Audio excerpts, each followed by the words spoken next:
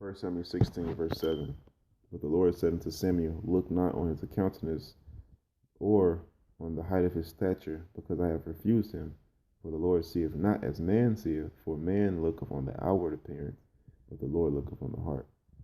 All right, this is the brother Shamariah from Great Millstone Branch, Gary, Indiana, coming to you, giving all praises, glory, and honor to Yahweh Ba'ashem, Yahweh Shai Ba'ashem, Rahakwadash.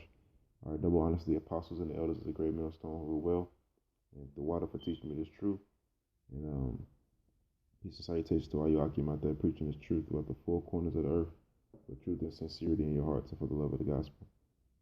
All right, like I said, I opened up with the scripture because America has this gift wrapped and presented to everybody, and everybody accepted it, even us, even all of the men of the Lord when we first before we came into this truth. You understand? Because everybody who's in the truth now, all of the men of the Lord have represent Gentiles, okay? Because we have all, we have never kept these laws since the day of our birth. We've all followed heathenistic customs and all of these things. And one of the customs of America, or one of the customs of this world, not just even America, is the lust of the eyes. All right, and the lust of the eyes, it falls into this category, judging people from the outward appearance. All right, that's where this phrase comes. You always have to look presentable. That's where that phrase comes from. Damn, it's lucky. That's where that phrase comes from. I was, I was raised by a mother. I was also raised by my mother. And being raised by your mother, she's a woman. And one thing women always care about is appearances. Yeah. Women will always care about appearances because they're women, they're supposed to. But, just putting the matter in perspective, the Lord don't look on just how you look in your appearance. Now, that's not to say you're going to be a dingy ass person wearing dingy clothes and look dirty all the time and you stink. No, keep your hygiene up, and look nice because of Israelites, Israel like to shine. But it's all about your inner person, your inner man, your countenance of your heart. Okay, it says what? It says, for the Lord seeth not as man seeth, for the man looketh on the outward appearance, but the Lord looketh on the heart. And America got this bad. They don't look. Basically, the point of this lesson is to say that the men of the Lord will always be vile men to these people of the world, because we are not like them. They judge on the outward appearance, but the men of the Lord, we are always going to be poor. None of us have a wedge of gold. None of us are making money where we're going to dress in three-piece, $700 suits, $1,000 suits, wearing designer clothes all the time. You understand? And if we were doing that, then we wouldn't fit the criteria. You know what I'm saying? Now, I'm not saying brothers going to be looking bummy. Brothers might have some designer here and some designer there, but man, brothers ain't balling, so to speak. Like, what's the point I'm trying to make is celebrities. Okay, when every time you see a celebrity got on jewelry, gold, $1,000 that, $20,000 this. You know what I'm saying? The men of the Lord are not gonna be like that. We're just gonna be average Joe Schmoes. We're gonna look nice. We're gonna be average Joe Schmo, but we're not gonna be looked at as people of renown in society because of our apparel. You understand? That's the point I'm getting at. They're not going to listen to our wisdom. They're not going to listen to the wisdom of the Lord, because the wisdom of the Lord is given unto the poor and the meek. All right? And those that are poor and meek, they don't look comely. You understand? That's why our wisdom is not going to be heard by these people. And also, these people prey upon us. And that's another sit down for another lesson. But basically, this one's going to be about appearances. All right, it's the book of James. James 2, and I'll start at 1. And I'm going to get some precepts to back this topic up, because I'm going to get 1 through about 10. All right, it says James 2 and 1. It says, my brethren, have not the faith of the Lord Yahweh Shai Mashiach, the Lord of glory, with respect of persons. See, his name, it says Jesus Christ, Lord Jesus Christ, but in the Hebrew, It's Yahweh Shai. He's the name. He's the Father of the power. He's the Father of God. I'm sorry. Yahweh Shai is the Son of God, Son of the power. Slakia. The Lord, I believe Lord is Adawan. Adawan in the Lord is Adawan in the Hebrew. Adawan Yahweh Shai Mashiach. Okay? Yahweh Shai means he delivers. And Mashiach means Christ, which means anointed. Okay? So he was anointed to be the deliverer. By who? The power.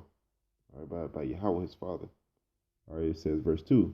For if there come unto your assembly a man with a gold ring and goodly apparel, and there come in also a poor man in foul raiment, and ye have respect to him that weareth the gay clothing. Gay means happy. Okay? And say unto him, sit thou there in a good place, and say to the poor, stand thou there, or sit here under my footstool.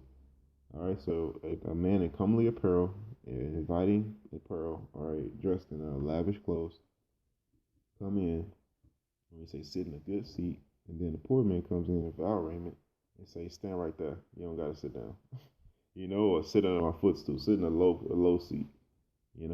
It says, are ye not then partial in yourselves,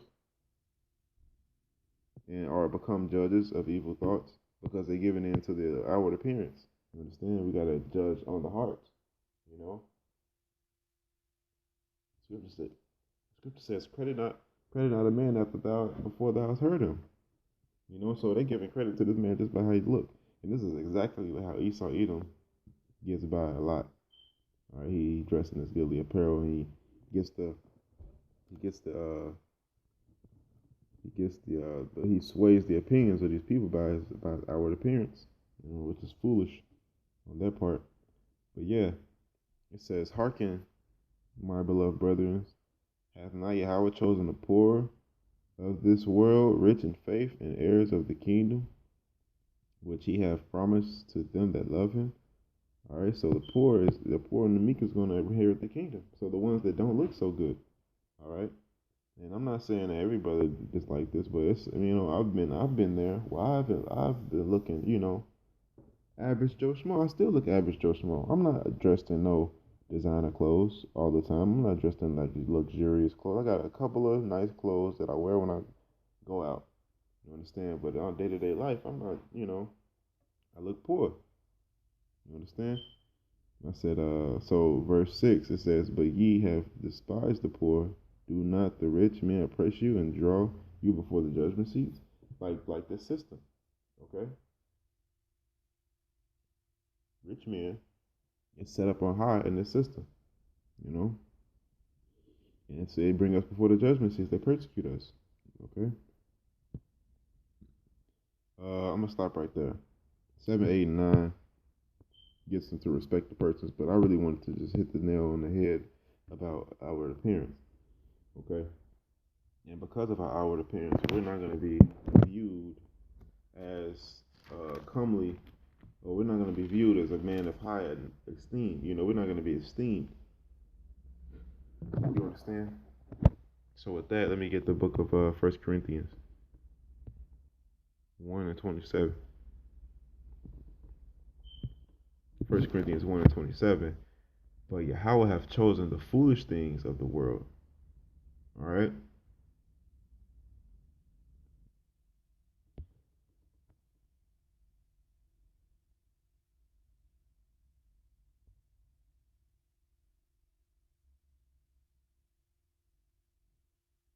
Okay, I should read 26. It says, no,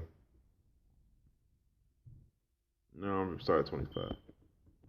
I'm reading it in my scriptures as I go on, but I'm going to start 25.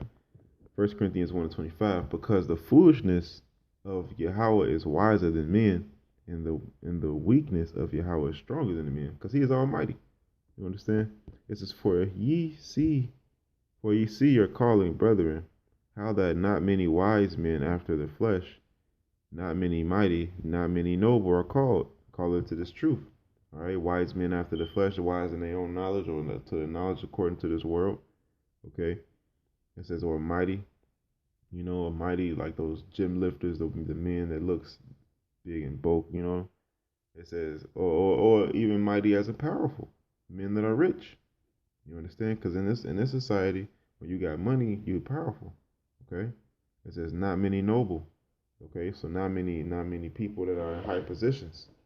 All right, not many people that are in high positions. Not many princes. Okay. It says what, Bird?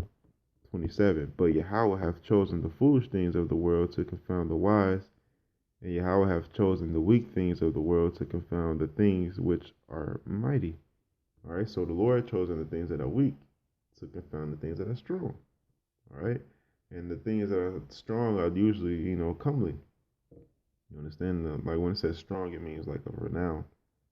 Okay, that was the no, verse 28. It says the base things of the world and the things which are despised have Yahweh chosen, yeah, the things which are not, to bring to naught things that are. Okay, and it's the same thing with Judge Joe. The Lord raising up regular. I'm an average guy. I never had any degrees in college for theology, the study of gods or God. I never had a degree in college for anything. And the Lord gave me, the Lord blessed me with this knowledge. You understand, and I can confound men that have degrees in that thing, in those specific areas. All right, and just like any other brother, all right, any other brother, it's the same way, you know.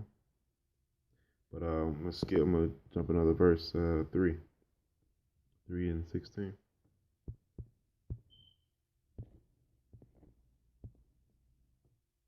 Mm,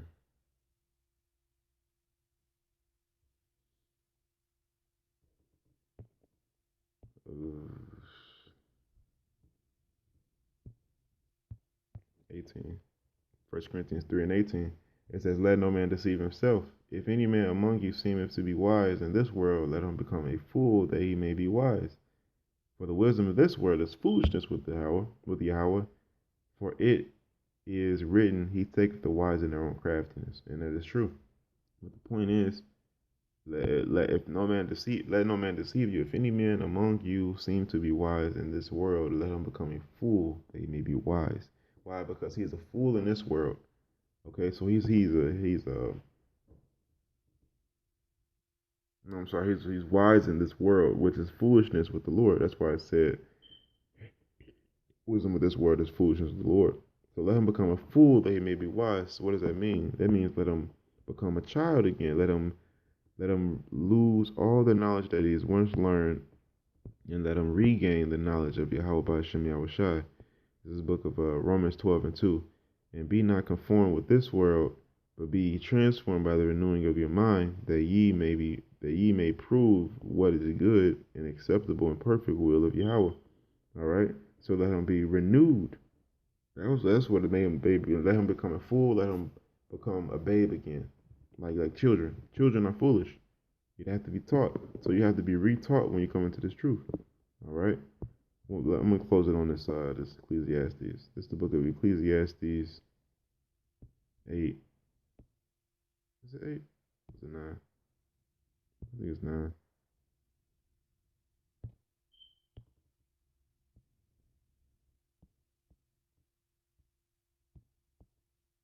So Ecclesiastes 9 and 14. There was a little city and few men within it, and there came a great king against it and besieged it and built great bulwarks against it. Now there was found in it a poor wise man, and he by his wisdom delivered the city. Let no man let it says. Sorry, I'm gonna read that over. I'll read it a little slow. It says, "Now there was found in it a poor wise man." All right, so he was poor. His raiment was vile, but he had wisdom. It says, "And he by his wisdom delivered the city." So he delivered the city by the wisdom of Yahweh by Shem Yahushai. Yet no man remembered that same poor man, because he was poor. He didn't come in stunning clothes and gay apparel. Verse 16 says, "Then said I, wisdom is better than strength. Nevertheless, the poor The poor man's wisdom is despised, and his words are not heard. All right, all because these people judge on the outward appearance. You know, these people judge. They're foolish. These people are foolish. It says the words of wise men are heard in quiet more than the cry of him that ruleth among fools. Because it's the cry of him that ruleth among fools. They're going to listen to that because he's going to be comely and goodly apparel. All right. It says wisdom is better than weapons of war, but one sinner destroyeth much good. All right, and that's true. But the main point of me getting this because they don't remember that this wise man delivered and saved all their lives and the city, which the city consists of the people. So he saved all the people, but no one remembered him because he was poor. And it's going to be the same thing with the elect. No one is going to remember. No one remembers us. They see us out there on the highways and the byways, and they never stop. They never say anything. The majority of them. You know, and in the Lord willing that we are those men in the kingdom. They're gonna think upon us and reverence us, and then they're gonna like we pass by them all the time. We didn't reverence them because why? Because we were poor. You understand? There was nothing in it for them. There was nothing fleshly in it for them. You understand? But with that, I'm gonna get all praises, glory to Yahweh, by Hashem Yahweh Shai, by Hashem Rachakodash. All right, double honors to the apostles and the elders, the great millstone, for teaching me this truth, the water, for the elders and the apostles on down, and the elders in my camp. And Salakia, peace and salutations to all you Akim out there, preaching this truth throughout the four corners of the globe, bringing down the society. All right, with sincerity and truth in your hearts, and for the love of the gospel. Until next time, I'm going to say shalom.